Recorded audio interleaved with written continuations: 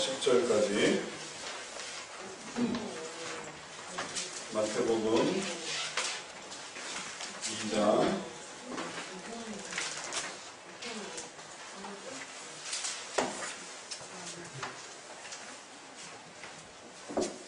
4절부터 10절까지 제가 먼저 4절을 읽도록 하겠습니다. 왕이 모든 제사장과 백성의 서기관들을 모아 그리스도가 어디서 나겠느냐 물으니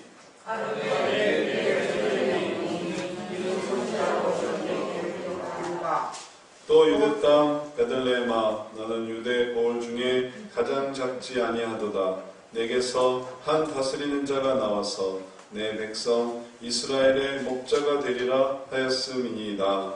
이에 너희 하나님 사자를 불러 변해한 들을 자세히 보고 베들레헴으로 보내며 이르되 가서 아기에 대하여 자세히 알아보고 찾거든 내게 고하여 나도 가서 그에게 경배하게 하라.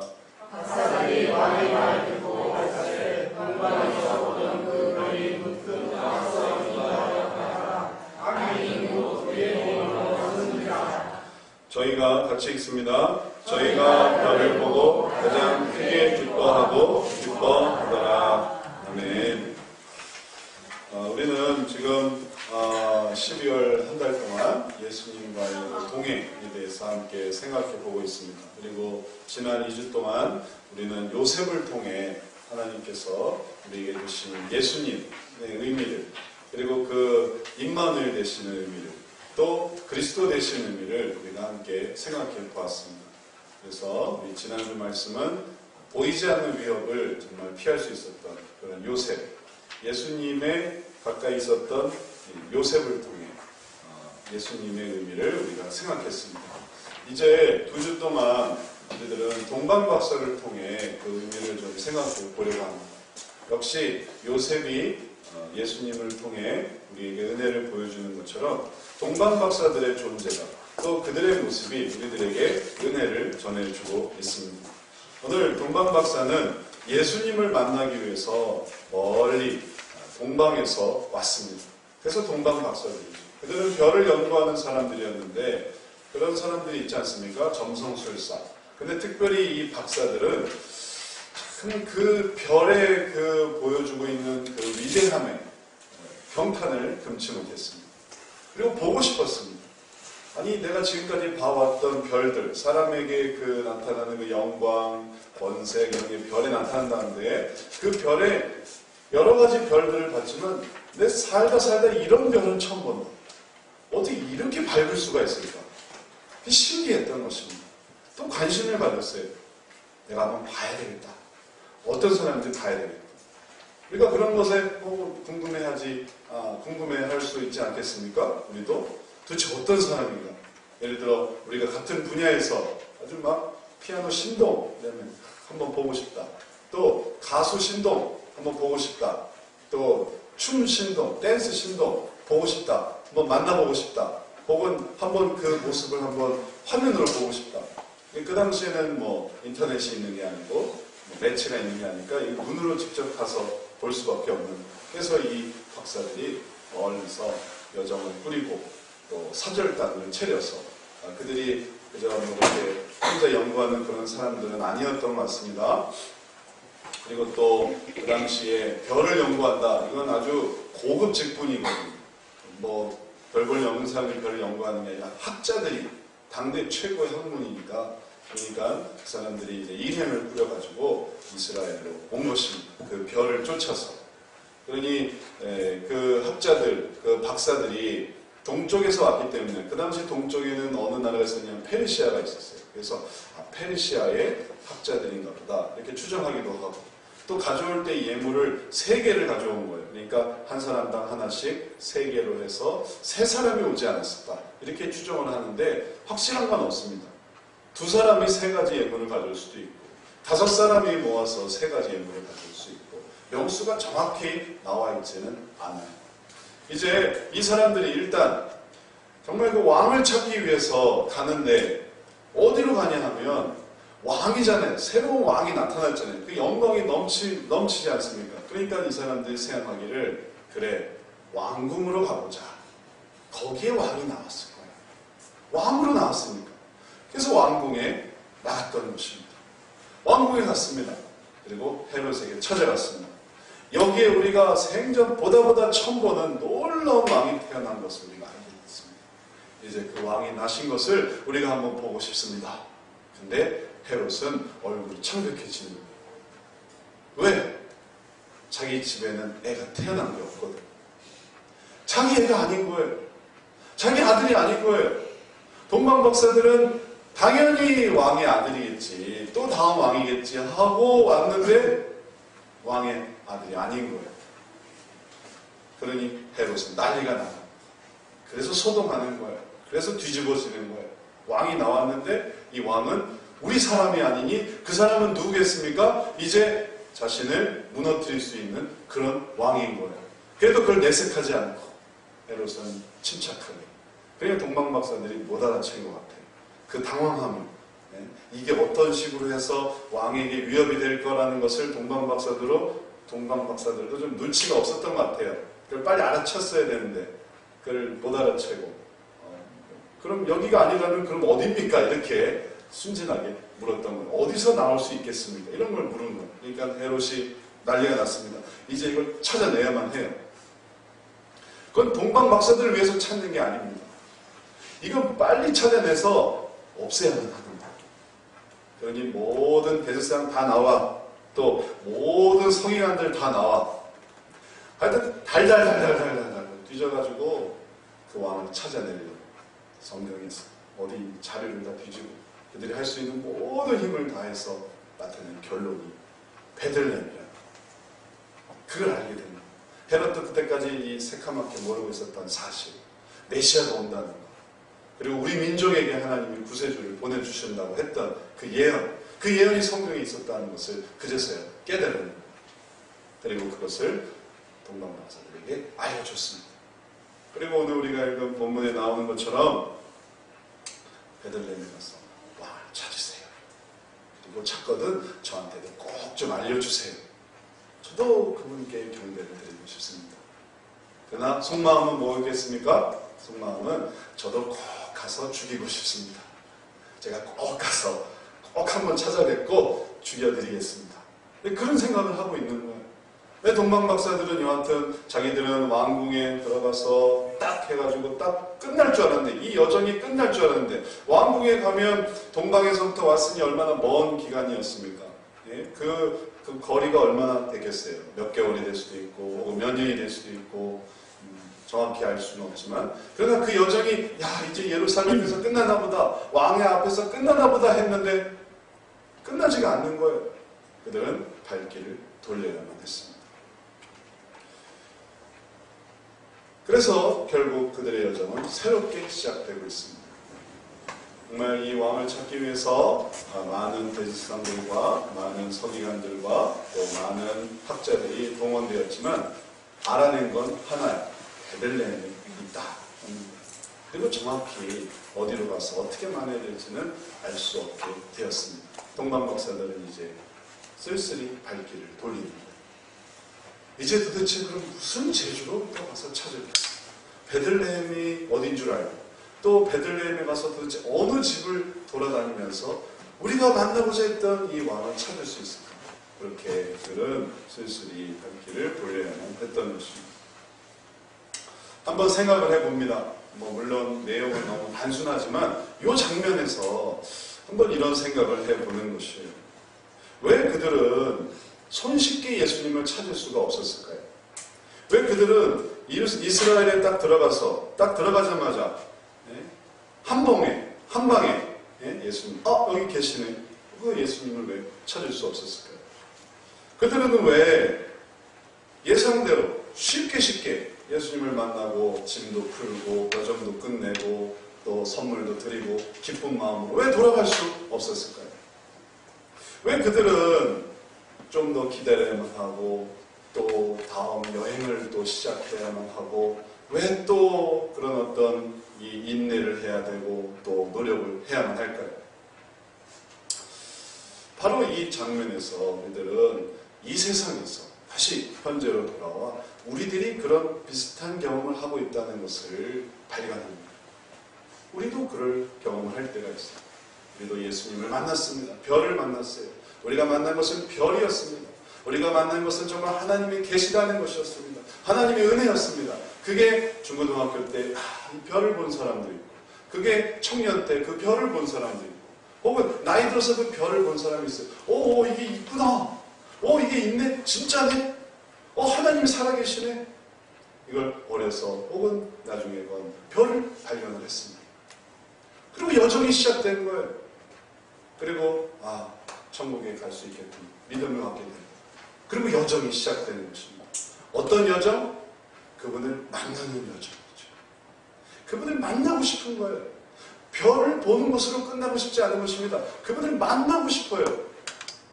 그래서 여정이 시작되는 것입니다. 내 눈으로 보고 싶어요. 나도 느끼고 싶어요. 누구는 꿈에 봤다는데, 누구는 기도 중에 나왔다는데, 누구는 삶 속에서 그것을 경험했다는데, 나는 경험이 없는 거예요. 계시긴 하지만 나에겐 너무나 멀리 보여요.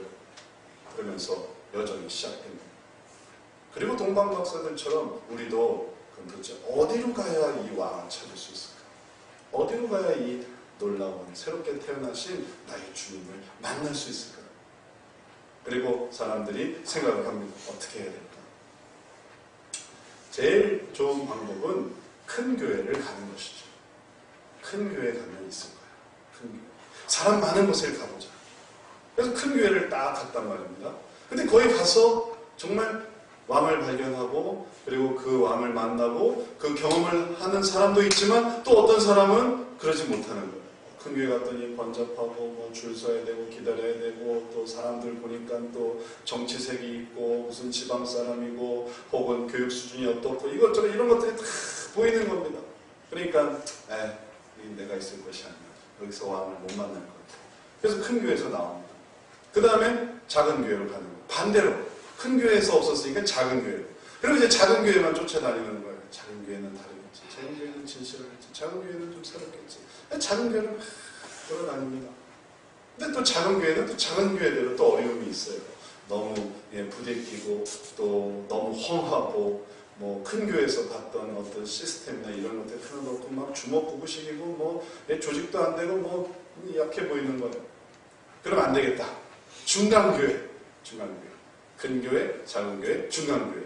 그래서 중간 교회를 찾아가는 거예요. 사이즈도 보고, 디자인도 보고, 규모도 보고, 주보만 가지고는 안 돼요. 직접 만나봐야 돼요. 또 인터넷만 봐서는 안 돼요. 직접 찾아가 봐야 돼요. 그래서 가서, 그러고서 또 왕을 찾는 거예요. 왕을 찾다 보니 그 왕을 또 찾으면 뭐 감사한 것이죠. 그러나 또 찾지 못하면 그런 나름 결론을 내는 것입니다. 이 세상에 왕은 없나 봐. 내가 봤던 그 별은 존재하지 않는가 봐. 내가 뭔가 잘못 본 것 같아. 그래서 아예 종교를 바꿔버리기도 하고, 또 때로는 이 종교 생활을 그만두기도 하고, 신앙생활을 중단하기도 하고. 우리도 여정을 떠나고 있습니다. 우리도 동방박사들처럼 그렇게 이리 갔다 저리 갔다 하고 있습니다. 그래서 시골교회, 도시교회, 혹은 대형교회, 중형교회, 소형교회, 그리고 또 가까운 교회, 먼 교회, 혹은 전문가교회, 혹은 비전문가교회, 또 목사님이 너무 바쁘면 전문가가 돼서 너무나 바쁘면 목사님이 좀 안 바쁜 비전문가교회, 또 너무 비전문가면 또 뭐가 좀 문제가 있으면 또 다시 또 전문가교회. 그러면서 교회는 오래오래 다닙니다. 교회는 여러 군데 다니는데 아직도 왕을 만나고 있다면 우리들은 동방박사들의 모습과 비슷해져 가고 있는 것입니다. 마치 동방박사들이 그 대제사장들, 그 서기관들과 그 학문과 그 모든 권세로도 결국 알았던 건 베들레헴으로 가야 있지 않을까라고 결론을 내려주고 떠나세요 하는 것처럼 그렇게 떠나게 됩니다. 저도 그런 사람들을 자주 보게 됩니다. 우리 교회가 종착지인 분들이 있는가 하면 우리 교회가 경유지인 분들이, 그런 분들은 우리 교회에서 하나님을 만나지 못했으니 그러니까 또 이제 길을 떠나는 거예요. 다른 교회에 가면 또 주님을 만날 수 있으려나. 자, 이러한 현실의 모습에 대해서 하나님은 어떻게 생각하실까를 우리가 생각해 봅니다. 하나님은 어떻게 사용하실까요? 우리가 그러고 있는 거, 동방박사들이 그러고 있는 거, 주님은 어떻게 사용하실까요? 안타깝게 사용하시겠죠. 하나님이 원하시는 것은 무엇이겠습니까? 만나게 되기를 원하십니다. 하나님은 우리가 주님을 만나게 되기를, 보게 되기를, 별만 보고 끝나게 되기를 원치 않습니다. 별을 한번 보십시오. 이 별이란 그냥 빛일 뿐이에요. 이 빛은 한도 끝도 없습니다. 우주로 나가면 별이 잘 보이는 줄 아세요? 우주로 나가도 빛이에요. 그러면 어느 한 별을 예를 들어 시간을 고사하고 시간을 따지지 않고 꾸준히 한 별을, 내가 이 별로 간다, 제일 가까워 보이는 이 별로 간다 해서 여행을 한다고 합시다. 그 시간이 죽어도 안 되는 기간이지만 하여튼 어떻게 갔다고 해봅시다. 그러면 가면 그럼 별 하나로 가는 거고, 가면 달덩어리 같은 것 뿐이에요. 그 다음에 또 다음 별, 그런 별이 우주에는 수천재, 너무나 많은 별이 있는, 그리고 다 빛으로만 존재하게 돼요. 우리 눈에는, 인간에게는 우주로 간다고 해서 달라지는 게 아니고.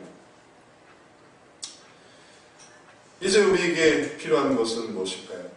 이별 저별 따라다니는 것이 아니라 우리들이 정말 생각해야 되는 것은 바로 그 별, 내가 만났던 바로 그 별, 그 별을 다시 찾는 것입니다.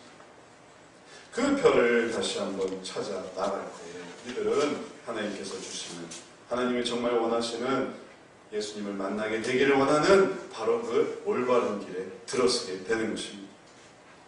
그 별은 우리에게 실존하고 있기 때문에 오늘 본문에서도 박사들에게 그 별은 다시 나타났습니다.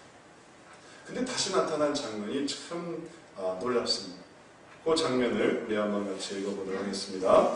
박사들이 왕의 말을 듣고 갈새 동방에서 보던 그 별이 문득 앞서 인도하여 가다가 악이 있는 곳 위에 머물러 섰는지라.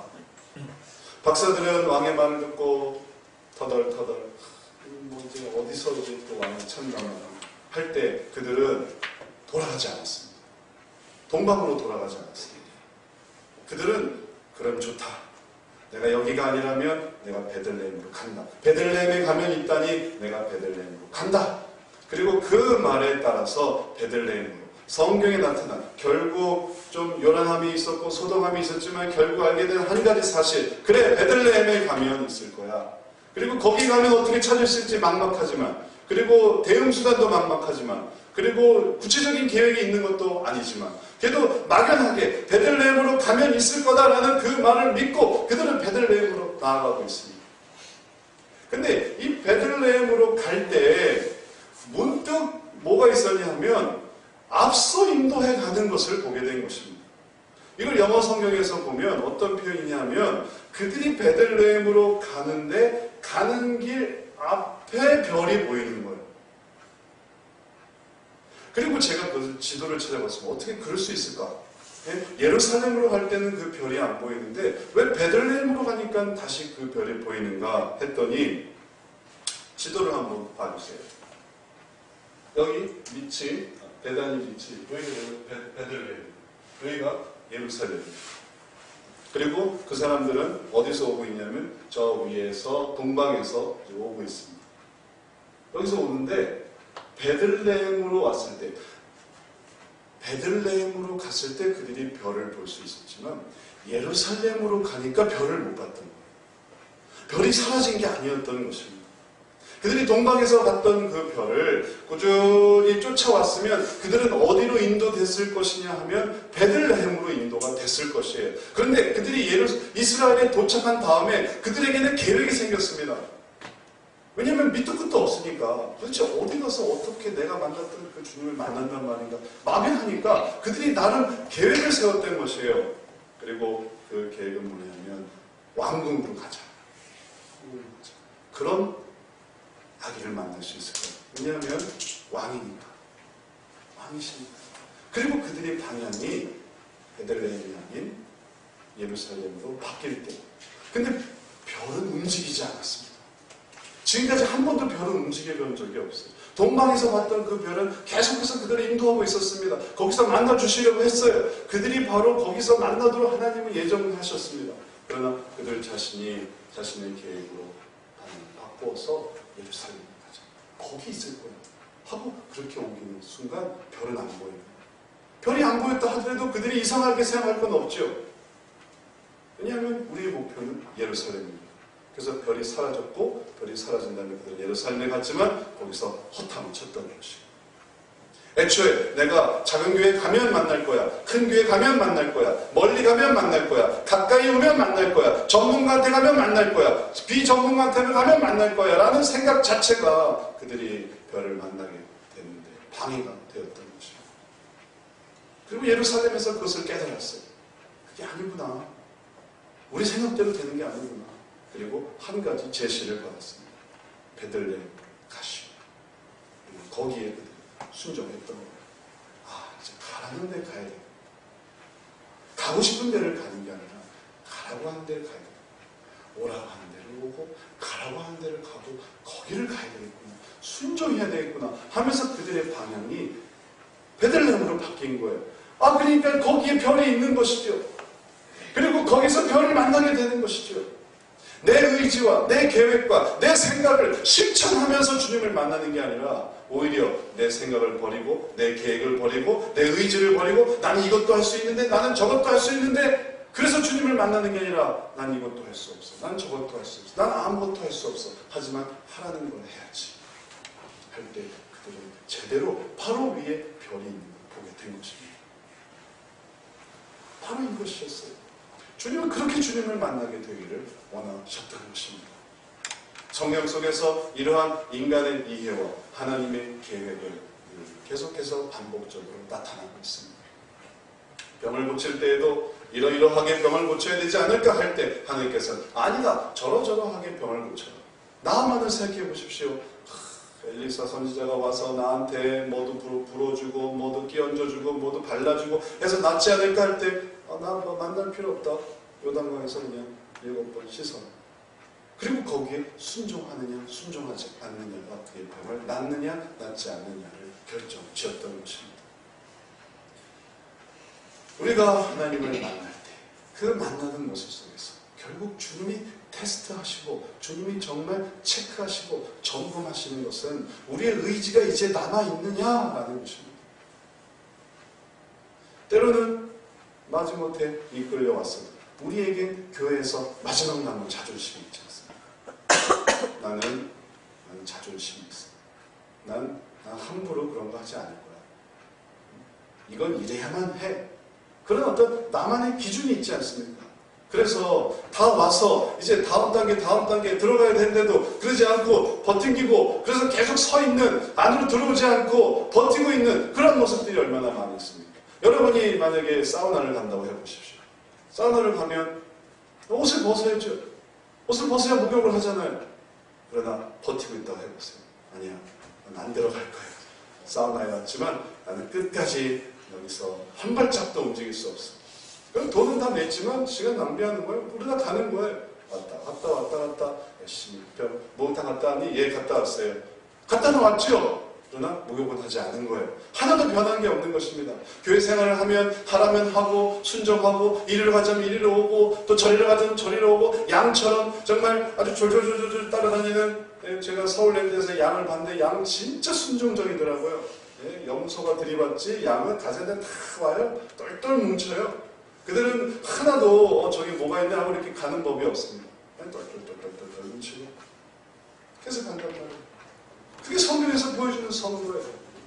싸우고 이건 이래야 된다라고 하는 그런 어떤 자기 의지와 자기 고집과 자기 어떤 그 강인함으로 뭉쳐있는 그런 곳이 아니에요.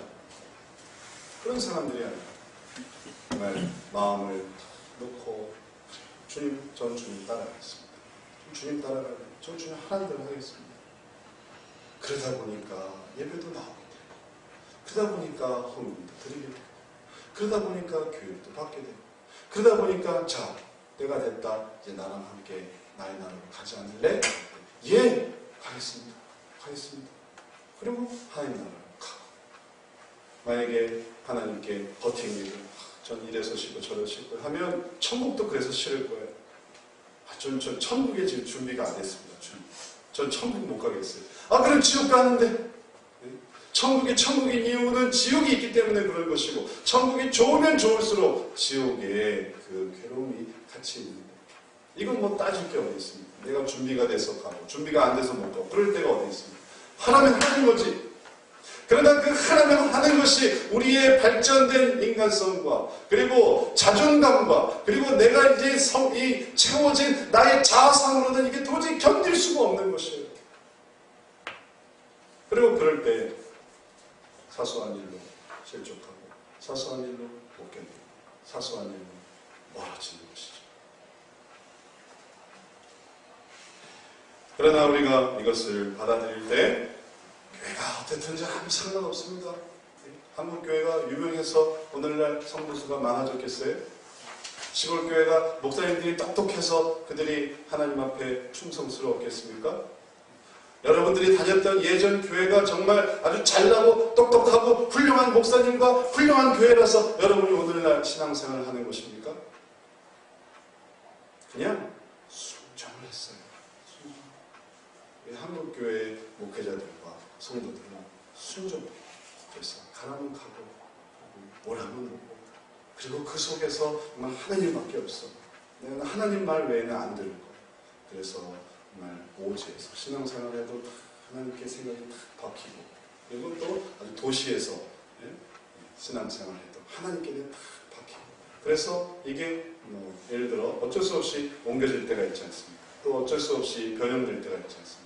그럴 땐 또 그때 또 철석같이 붙는 거예요. 한국에서만 신앙생활을 잘하고 미국으로 가면 막 엉망되는 게 아니라 한국에서 열심히 주님을 따르고 또 미국에서도 또 좋은 목사님을 만나는 거예요. 그러니까 그 좋은 목사님이 자 당신 이렇게 해봅시다 저렇게 해봅시다 저는 이래서 못하고 저래서 못하고 그러는 사람도 있지만 그러나 정말 순수하고 하나님 의지하고 주님을 만나고 있는 사람은 거기서 예 그럼 제가 거기서 하겠습니다.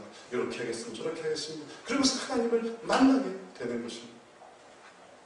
이제 형식이 문제가 아니고 환경이 문제가 아니고 상황이 문제가 아니고 문제는 뭡니까? 방향을 바꾸지 않는 나 자신인 거예요. 여전히 내 생각대로 예루살렘으로 가려고 하는 내 생각이 문제인 것이에요. 그런 한 절대로 주님은 만날 수 없습니다. 만나주지 않습니다. 그러나 그들이 따르기로 했습니다. 그래, 가라는 대로 가자.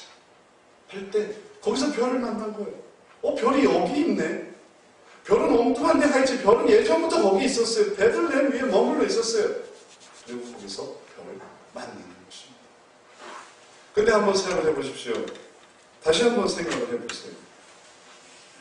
왜 그렇게 별을 만나고 싶어요?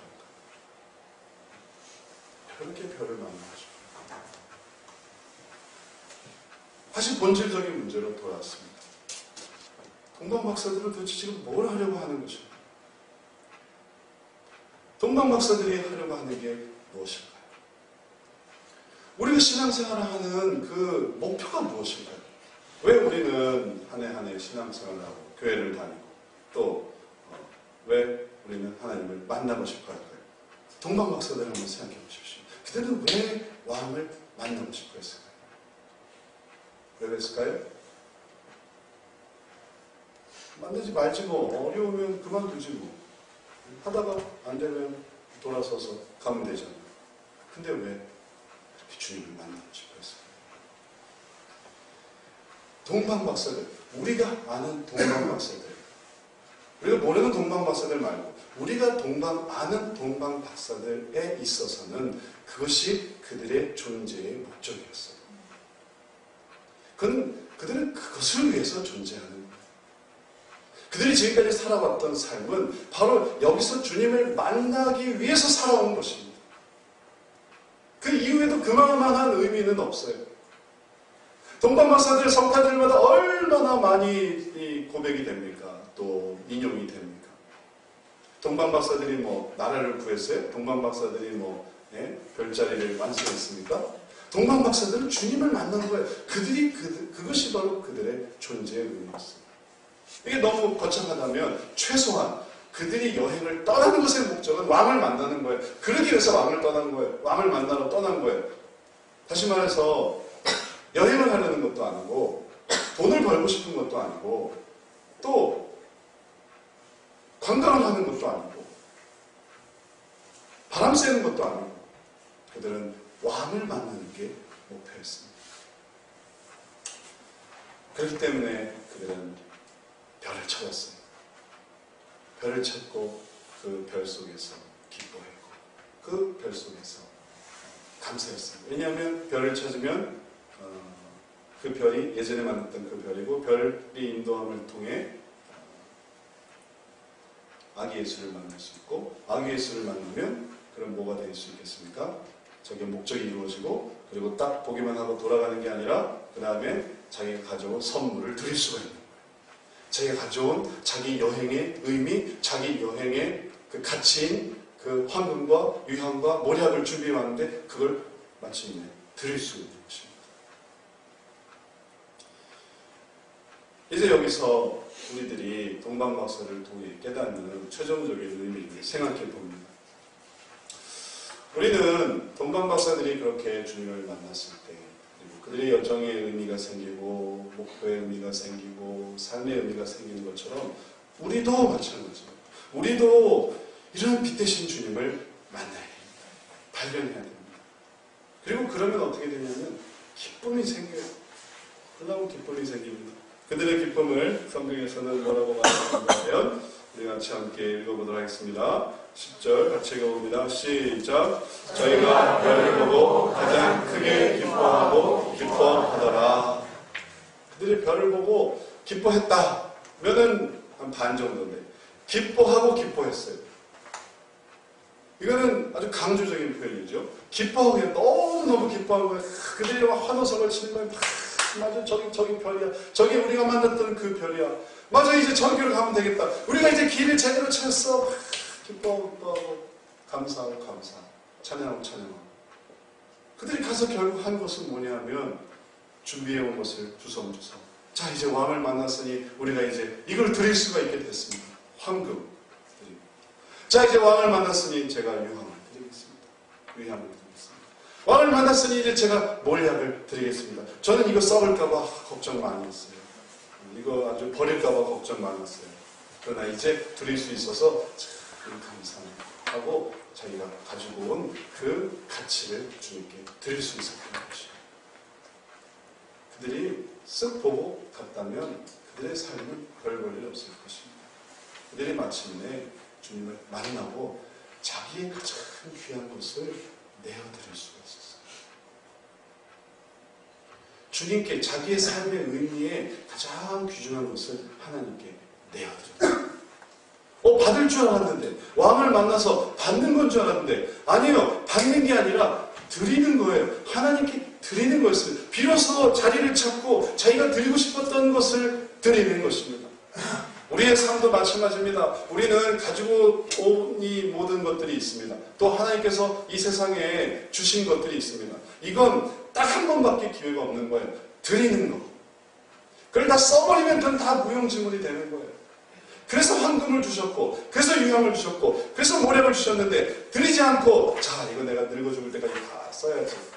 그 애초에 선물로 가져온 건데, 드리려고 가져온 건데, 내가 야금 먹어버리는 거예요. 내 황금 야금 먹어버리고, 내 위한 야금 치장하고, 모략 야금. 근데 그건 나한테 아무 쓸데도 없는 거예요. 그건 다 왕 되신 주님의 탄생과 그리고 사역과 죽으심을 의미하는 거예요. 그리고 그걸 했을 때 동방박사들이 의미가 있었어요. 우리의 인생도 마찬가지입니다. 우리가 정말 하나님을 만나고 그래 주님을 만났어.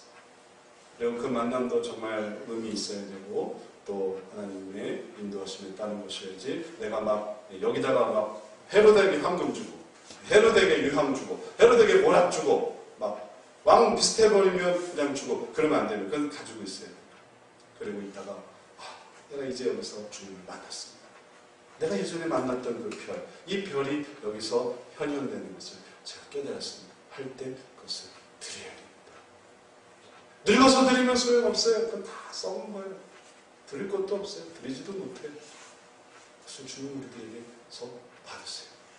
그래서 우리는 황금과 유향과 모략을 드리면 그럼 주님은 어떻게 하시겠습니까? 주님은 우리가 그렇게 하나님께 우리의 귀한 것을 드리는 주님은 어떻게 하시겠습니까?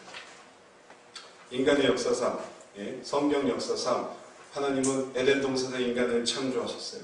그리고 이 에덴 동산을 인간은 감당하지 못했습니다. 그리고 그 에덴에서 떠나갔어요. 에덴 동산에 쫓겨났습니다.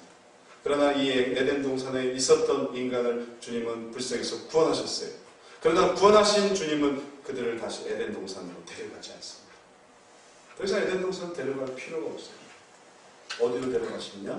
그분의 나라로 데려가시는 거예요. 에덴 동산으로 놔두시는 게 아니라 이 세상에 있었던 에덴 동산으로 구원받은 인간을 보내서 거기서 또 이렇게 잘 살 수 있게 하시는 게 아니라 안 되겠다. 이제 에덴 동산은 필요 없어. 이젠 내 나라로 데리고 가야지.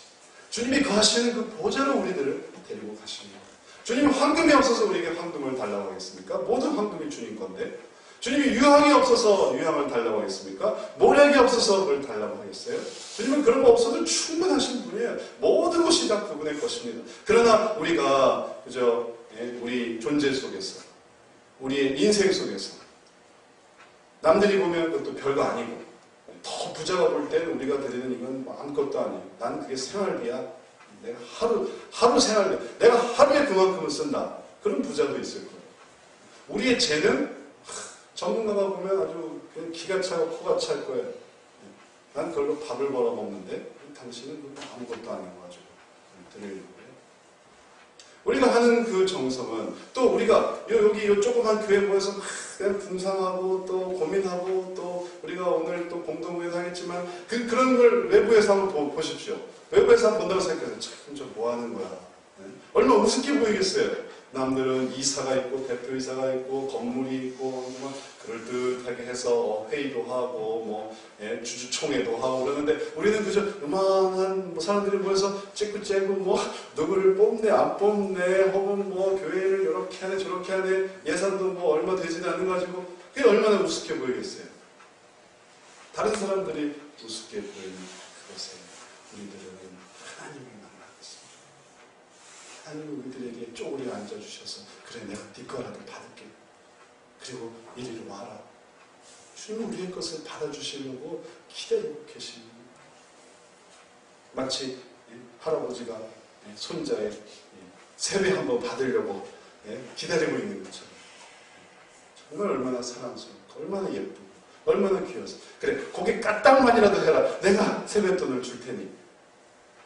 그래도 걔는 고집이 있거나 혹은 나름 자존심이 있거나 세배 안 하려고 하지만 기다리는 걸 그걸 해주려고. 그리고 마침내 그럴 때 너무 귀엽다 너무 사랑스럽다고 오히려 더 주시는 것입니다. 이제 우리는 이러한 기쁨을 생각하면서 주님의 나라에 동참하는 이 길에 한 걸음 나아가시기를 바랍니다. 혹시 여러분 여기가 종착지가 아니라면 여러분 어디에서든지 종착지를 찾기를 바랍니다. 경유지라는 것.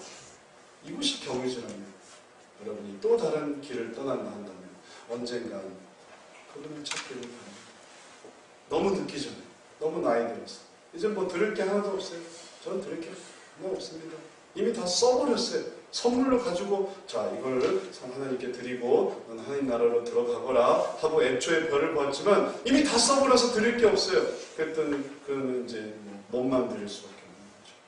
그러나 너무 늦기 전에 주님께 종착지를 찾으시고 하나님을 만나고 주님 제 인생의 의미를 여기서 깨닫습니다 하고 그분께 마음을 드리세요. 그때 여러분에게 기쁨을 넘칠 것입니다. 그 기쁨은 이 세상에서 어떻게 사느냐, 자아실현을 하고 행복을 찾고 편안하고. 참 나이 드신 분들 중에 제가 아는 분 중에 실버타운에 계시는 분 계시거든요. 가보면 정말 편안해요. 정말 편안해요. 좋은 실버타운, 우리나라에서 제일 좋은 실버타운인 것 같아요. 얼마나 고요하고 아름답고 편안한지. 근데 너무너무 쓸쓸해요. 너무 쓸쓸해요. 그래서 결국 추구하는 게 그거라면, 결국 바라보는 게 그거라면 우리의 삶 속에 결국 그와 함께 그와 동일하게 따라오는 그 적막함도 오겠지만, 그러나 우리가 우리의 행복과 우리의 자아실현과 혹은 우리의 어떤 그런 물려주는 것과 유산과 혹은 어떤 그런 자손의 번창 이런 것들이 아닌 하나님을 바라본다. 그 속에 다 들어가 있어요. 그리고 그 속에서 진정 기뻐하게 될 것입니다. 성탄절이 다가오고 있습니다. 그 시간이 우리들에게 아주 눈에 보이게 다가오고 있습니다. 그 시간을 우리가 다시 한번 마음에 새기면서 분주하겠지만, 바쁘겠지만, 다른 일들로 우리의 마음이 혼란스러울 수도 있겠지만 주님을 생각해보세요. 이번 성탄절에 새롭게 주님을 만나고 기쁨으로 가득 차고 내 인생의 의미를 깨닫고, 그리고 그 인생의 목표도 깨닫고 인생의 방향도 깨닫는 그런 귀한 성도인 되시기를 주의 이름으로 축원합니다. 기도하겠습니다. 사랑하는 하나님, 동방 박사들이 별을 보고 기뻐했던 것처럼 이제 우리도 주님의 별을 보고 기뻐하게 해 주옵소서. 얼마나 헤맸습니까? 얼마나 방황했습니까? 여기로 가보고 저기로 가보고, 이곳도 가보고 저곳도 가보고, 이 나라도 가보고 저 나라도 가보고. 그러나 문제는 그게 아니고 문제는 나의 삶의 방향이 있어서 주님 이제 다시 그 별을 찾게 하여 주옵소서. 애초에 주님을 믿게 했던, 애초에 주님께 열정을 갖게 했던, 애초에 그 주님께 대하여 여정을 시작하게 했던, 그저 무의미한 인생이 아니었고 구원에 대해서 시작된 우리의 인생이 이제 온전한 의미를 가질 수 있게 주님을 만나게 해 주옵소서. 천국을 소망하는 사람들이 어떻게 주님을 만나지 않으려고 할 수 있겠습니까? 또 주님을 만났음에도 불구하고 어떻게 그분께 우리의 가진 것을 드리지 않으려 할 수 있겠습니까? 주님, 우리의 여정이 끝이 나게 하시고 그 여정 속에서 기쁨으로 가득하게 도와 주옵소서. 예수님 이름으로 기도드렸사옵나이다. 아멘. 찬송